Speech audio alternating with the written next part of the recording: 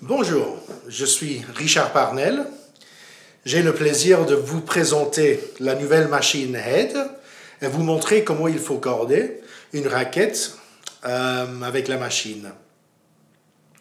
Peut-être c'est mieux si je me présente, je vous explique un peu sur moi. Ça fait 30 ans que je corde sur le circuit WTA ou ATP. Je suis président de l'association GRSA International et j'ai mon propre société qui s'appelle Parnell Knot. Alors, cette collaboration entre Head et Parnell Knot, c'est pour vous montrer la meilleure manière de comment corder une raquette. Aujourd'hui, on va corder ce raquette avec un hybride de monofilament et du boyau naturel. Et voilà, allons-y.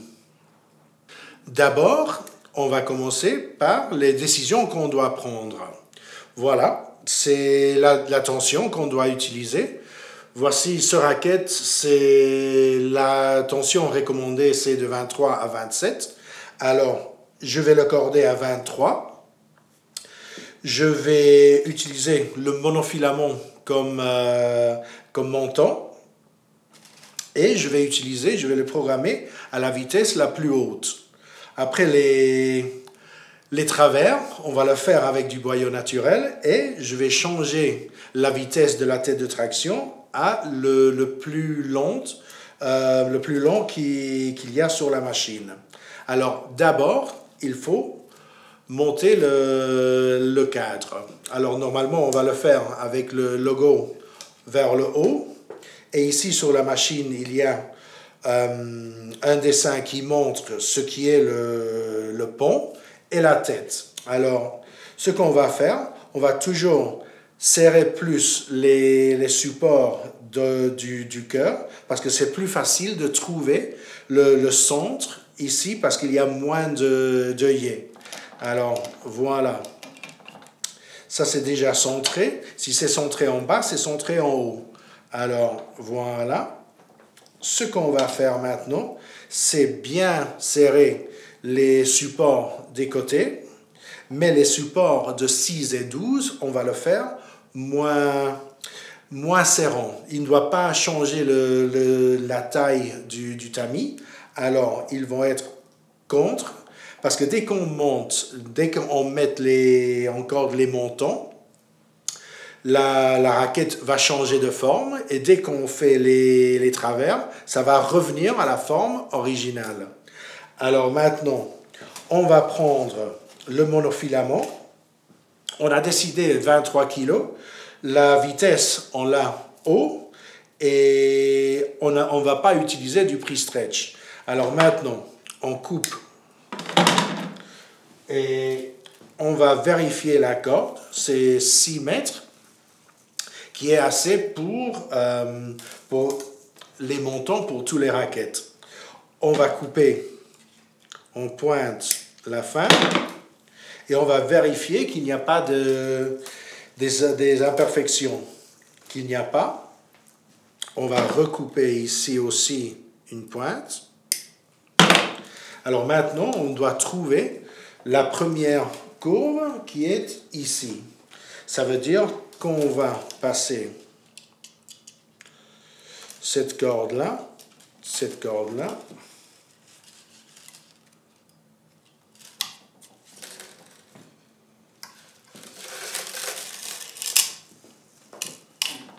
et voilà, on a déjà passé les deux cordes centrales, et ici, on va mettre la tension pour bien fixer la pince. Vérifier s'il est bien réglé. Que là, il est bien réglé. Et pour sécurité, on va mettre la pince derrière. Maintenant, on retentionne l'autre corde et on est prêt. On va d'abord vérifier la pince les pinces doivent prendre la corde et pas l'écraser. Alors, ça c'est important. Il y a certains cordeurs qui aiment les pinces plus serrées, autres un peu plus doux. Alors, mais ce qui est sûr, c'est qu'ils ne doivent pas écraser la corde. Maintenant, on va corder 3 vers un côté et après, tout de suite, on va retourner de l'autre côté, faire les 3 et encore 3.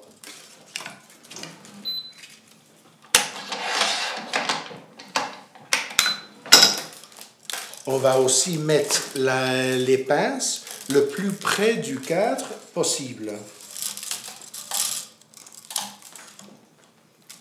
Sans le toucher parce qu'on ne veut pas abîmer le cadre.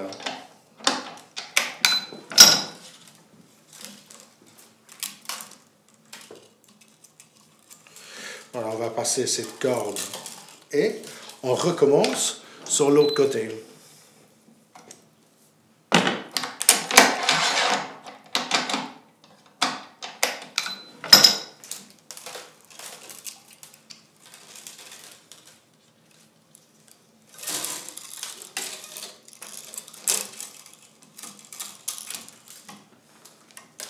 Ici, je suis en train de faire que la corde soit le plus droit possible et qui rentre dans la tête de traction le plus droit possible. Comme ça, on a une corde un peu plus longue et on aura plus de tension sur cette corde. De la même manière, je suis aussi en train de faire mordre la tête de traction le plus vite possible. Comme ça, la tension, on le met sur une corde un peu plus longue, un peu plus court. Pardon. Voilà, j'ai fait les 3 que j'avais fait de l'autre côté et maintenant je vais faire encore 3.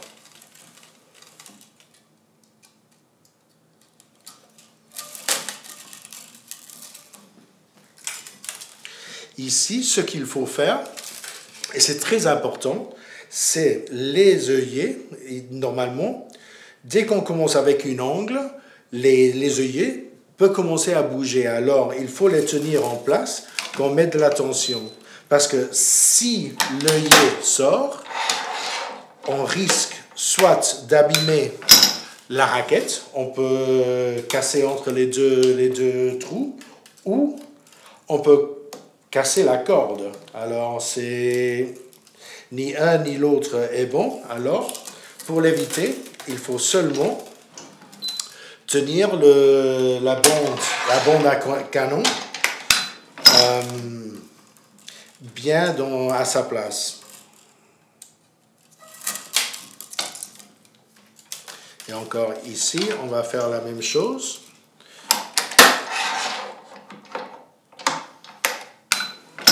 Voilà, maintenant on recommence ici et on tient la bande à canon aussi de la même manière pour qu'il ne sorte pas.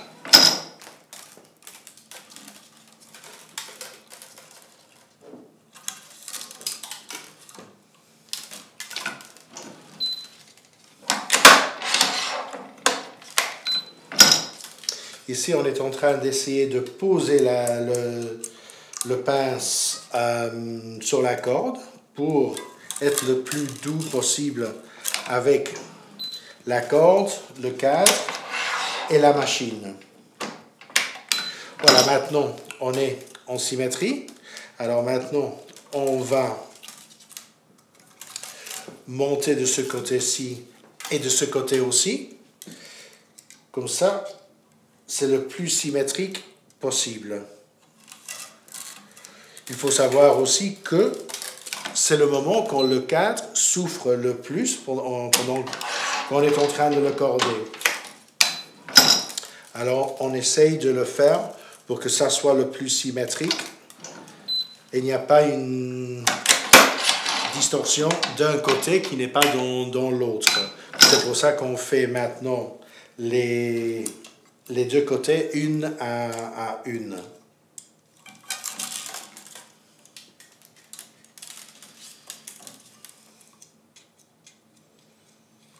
Maintenant, c'est la dernière corde. Alors, sur cette corde-ci, on va augmenter la tension de 4 kg. Ou avec cette machine, c'est un 20%. Alors, c'est déjà programmé à 20%. Alors, je touche le bouton du nœud et automatiquement, la machine calcule le 20% pour le mettre sur cette corde et après, il l'enlève. On va faire la même chose sur cette corde-ci et après, on va faire les nœuds. Les deux nœuds les plus utilisés dans les tournois par les cordeurs expérimentés ou de tournois c'est le Pro-Note ou le Parnell Note. Ici, bien sûr, je vais vous montrer le Parnell Note et je vais faire une autre vidéo de comment faire une comparaison des deux et comment faire les nœuds, les deux nœuds. Voilà, j'ai réussi à le faire passer. Maintenant, on fait un nœud simple et on refait une seconde et on va passer par le trou. Maintenant, on va utiliser la pince pour bien serrer la corde qui est à l'extérieur du cadre. Et je vais tenir ça pour que la pointe du nœud reste en ligne avec la corde à laquelle il est attaché. Après, pour enlever les pinces, d'abord on débloque en bas, après les pinces et maintenant on coupe.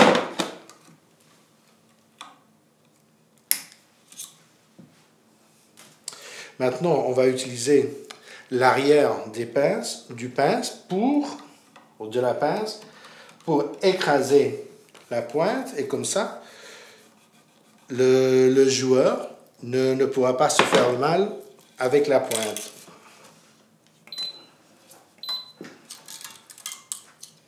Ici, on fait la même chose, le nœud simple et on refait une autre en passant par le trou.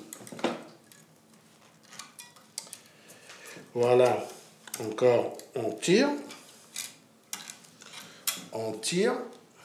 pour que ça soit en ligne, base, pince et on coupe.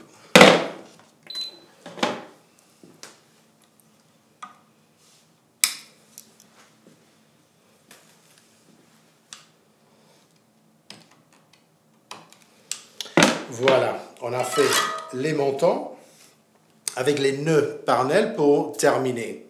Maintenant, il faut faire les travers. Maintenant, il faut commencer avec les travers. Alors, il y a certaines décisions à prendre. Est-ce qu'on va corder les travers à la même tension que les montants? Cette fois-ci, oui, on va le faire à 23. La seule différence que je vais faire, c'est, comme c'est du boyau naturel, je vais changer la vitesse de la tête de traction et je vais le mettre au plus bas. OK? Comme ça, ça va plus lentement, ça va protéger plus la corde, on aura une meilleure tension.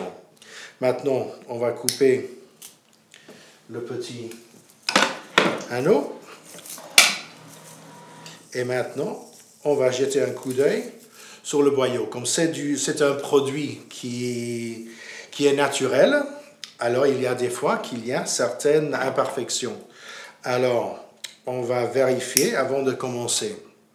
Voilà, on coupe la pointe et maintenant on va vérifier, soit tactile et visuel, pour voir s'il y a des imperfections. Bien sûr, il n'y a pas. Mais c'est mieux de vérifier maintenant que de trouver à moitié du travail. Alors voilà, on coupe la pointe et maintenant, il faut commencer les travers. Je ne vais pas commencer par la première. En fait, je vais commencer par la troisième. Ça veut dire que du troisième, je vais faire le deuxième et le premier. Ça veut dire que les cordes qui commencent au quatrième œillet, au quatrième travers, seront tout à fait neuves, ils n'auront pas été utilisés. Alors, je vais commencer avec le troisième et après, je vais vous montrer comment je vais faire. Alors, Vous pouvez passer les cordes comme vous trouvez mieux, si vous avez l'habitude de pousser, alors poussez. Si c'est de tirer, vous tirez. Il n'y a pas une qui est meilleure que l'autre, c'est différent. Ce qui est sûr, c'est bon de savoir plusieurs manières de passer les cordes. Ici, je vais utiliser deux méthodes et vous allez voir exactement la différence entre les deux. Il n'y a pas un qui est meilleur, mais dans certains moments, une est plus facile que l'autre.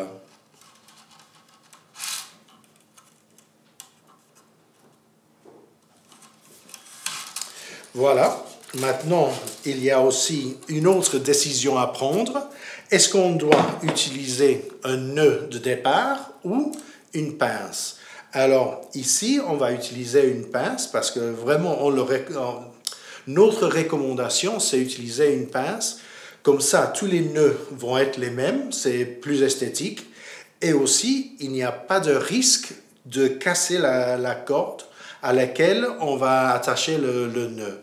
Alors, on va mettre la pince, on va mettre le morceau de cuir, le panel pad, pour protéger la raquette. Comme ça, le métal ne va pas ni contre le cadre, ni contre la protection ici en haut. Alors, voilà. Maintenant, on met la tension normale, le 23 kg. On n'utilise pas de pre-stretch, sauf si le client le demande. Alors voilà. Maintenant, comme on est en train de changer de corde, soit le monofilament, on change à boyau, peut-être ils auront une différence de jauge. Alors, on va voir. On va vérifier d'abord les pinces pour être sûr.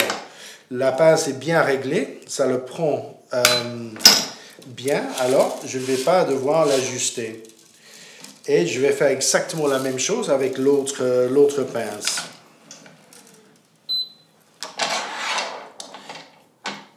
Peut-être celle-ci, il faut l'ajuster un tout petit peu. Et voilà, maintenant c'est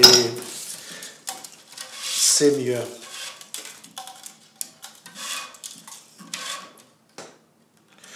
Voilà, maintenant je commence le 4e travers et c'est du cordage qui n'a pas été utilisé. Ça veut dire qu'il est tout à fait frais dans la zone d'impact normale.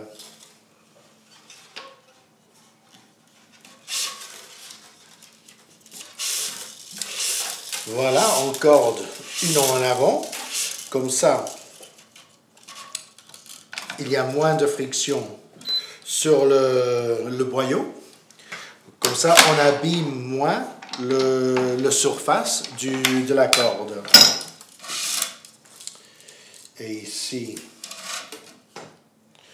voilà, on le met tout à fait en position pour que quand on mette la tension, ça reste tout à fait droit. Si on doit le bouger moins après, c'est toujours mieux parce qu'on aura une tension plus haut.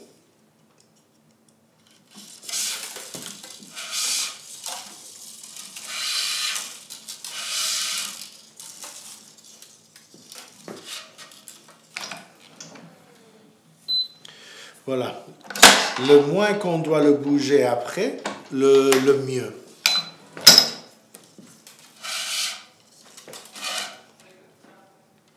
Il faut savoir avec le boyau naturel aussi, pour mieux corder avec, il faut suivre la corde, pas de l'autre manière. Normalement, avec une corde synthétique, on peut forcer la corde, aller où on veut, pour la simple raison que ça ne change pas grand-chose. Avec le boyau naturel, ça change quelque chose.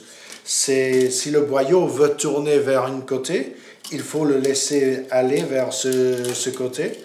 Et comme ça, à la fin, le cordage sera mieux fait. En fait, le boyau naturel, c'est la seule corde que si on le corde mal, ça jouera mal. Ça aura un effet sur la manière de jouer. Alors, le boyau, on va toujours essayer de faire le mieux possible, comme tous les cordes, mais avec le boyau naturel, ça se sent directement.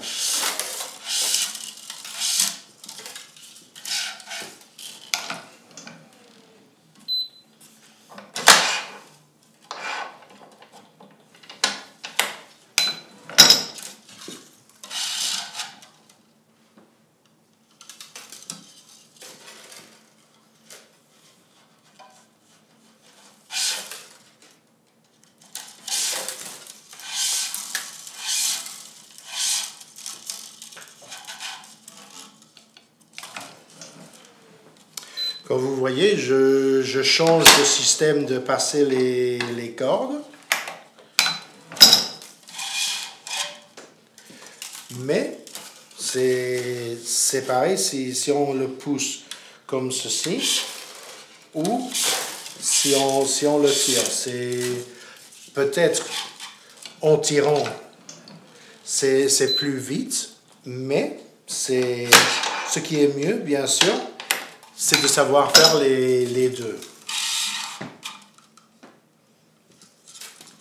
Ici maintenant, je vais utiliser l'autre système. Comme ça, on passe la corde. C'est assez facile sur les mains, qui est le plus important. Et voilà.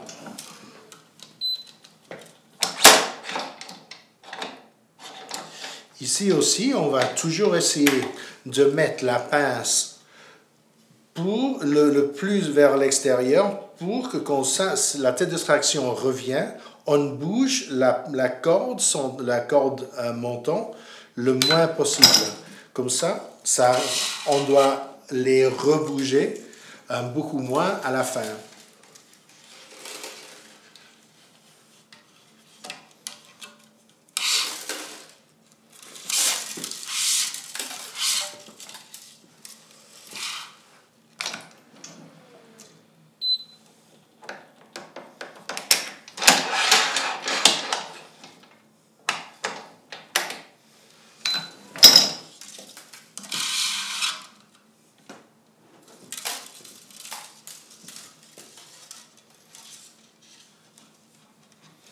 En utilisant cet hybride avec le boyau dans les travers, ce qu'on est en train de faire, c'est à la base, c'est faire plus doux la surface de cordage. Comme ça, c'est moins rigide.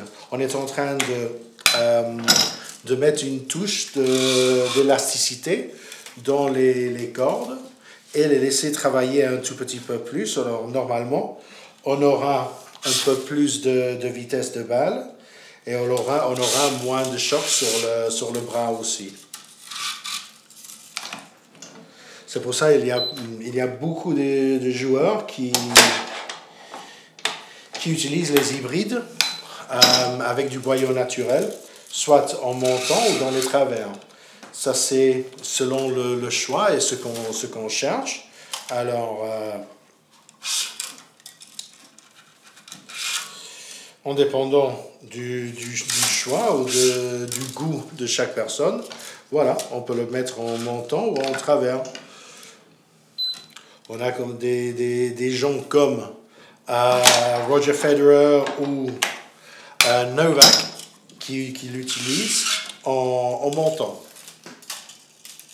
Et d'autres qui l'utilisent en travers. Alors, il n'y a pas une seule manière où certains joueurs qui l'utilisent d'une manière. C'est un peu varié. Même si c'est un peu plus dans les travers.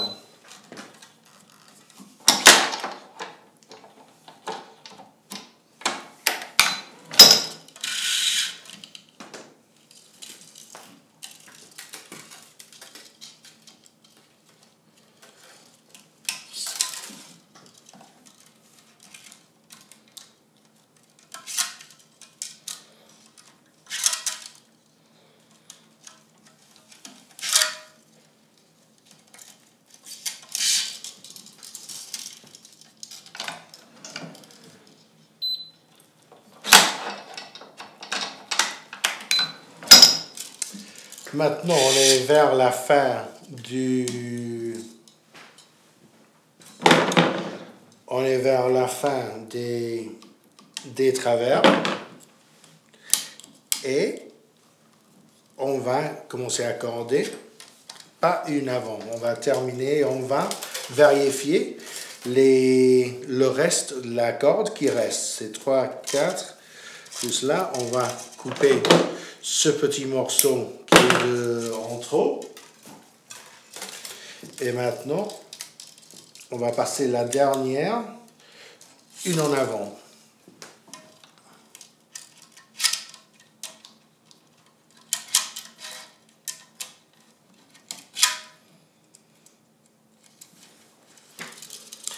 Voilà.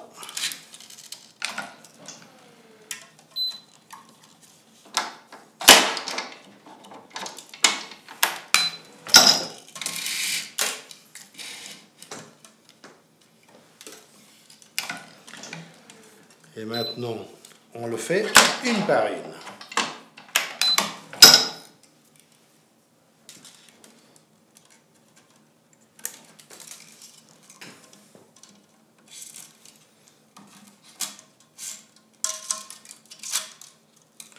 On va utiliser système pouce.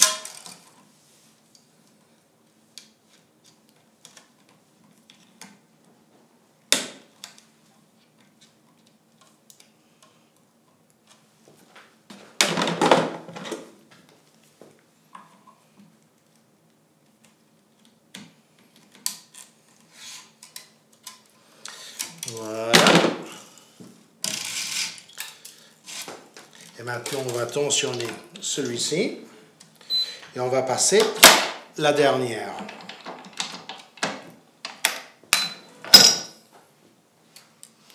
Ici, il faut bien vérifier. Si on commence, ou si on sort en haut, on va recommencer en haut le suivant. Alors d'ici et d'ici, comme ça, la corde reste droite. On continue de la manière avec la pousse. Passer cette corde.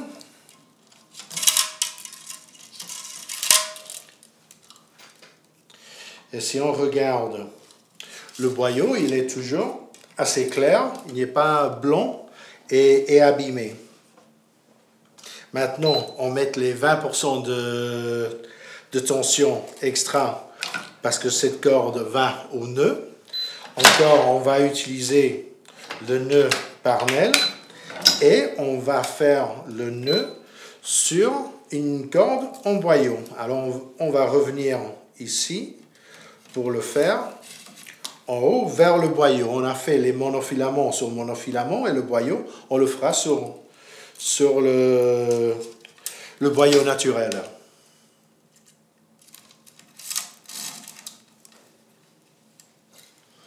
Voilà, on refait nœud simple et nœud simple là. On prend une deuxième pince de départ. Et tout doucement, on tire pour le fermer et on débloque la base, et après la pince, et on coupe.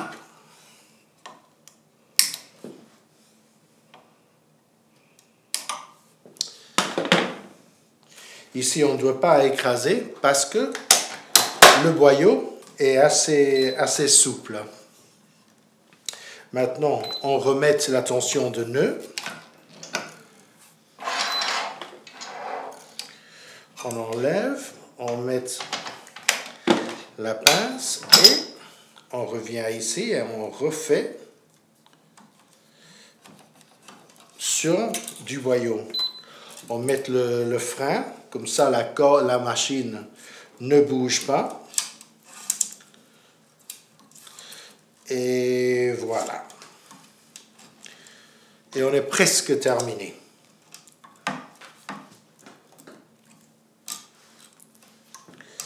On fait doucement. Base, pince et on coupe.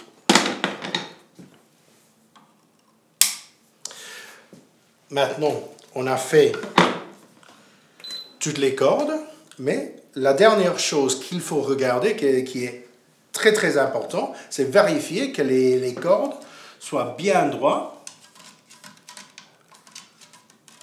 Même les montants qui auront bougé un tout petit peu avec les pinces.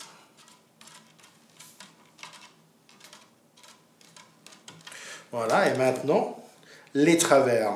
Normalement, ils doivent être assez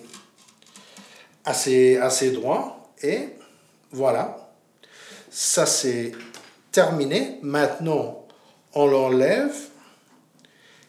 Et voilà, ça sort de la même manière qu'il est rentré. Et à la base, il n'a pas changé de taille, il n'est pas élargi ou plus court. Alors voilà, une raquette cordée en hybride boyau, monofilament boyau, 23 kg, est terminée. Merci beaucoup.